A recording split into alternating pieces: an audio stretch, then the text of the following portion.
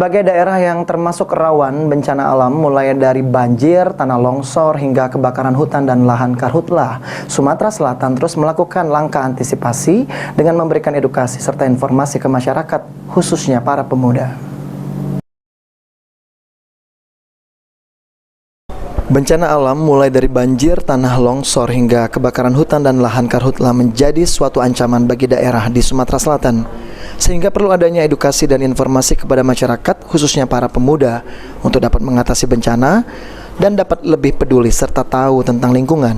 Selain itu juga disampaikan oleh Kabid Pencegahan dan Kesiapsiagaan Badan Penanggulangan Bencana Daerah BPBD Sumatera Selatan, dalam hal penuntasan masalah bencana ini, seluruh pihak harus dilibatkan agar jika terjadi bencana dengan kesiapsiagaan yang ada dapat dikurangi bencana tersebut.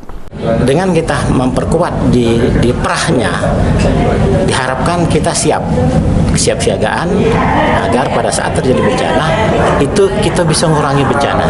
Kita tahu bahwa bencana tidak mungkin kita hindari. Bencana itu datangnya setiap waktu, kita tidak tahu, tapi kita harus memperkuat agar kita siap sehingga resiko yang ditimbulkan itu bisa kita minimalisir. Dengan cara apa? Dengan cara melakukan edukasi, melakukan pelatihan, melakukan sosialisasi, menyebarkan papan-papan informasi terkait dengan bencana.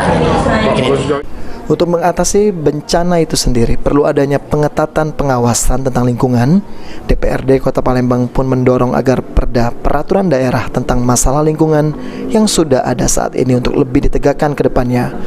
Itu minta penegakan tadi sesuai dengan arahan kawan-kawan, penegakan perda terhadap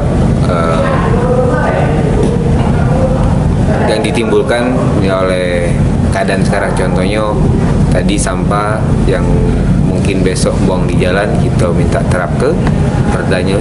Jadi kalau harus ada denda dan dikasih sanksi denda.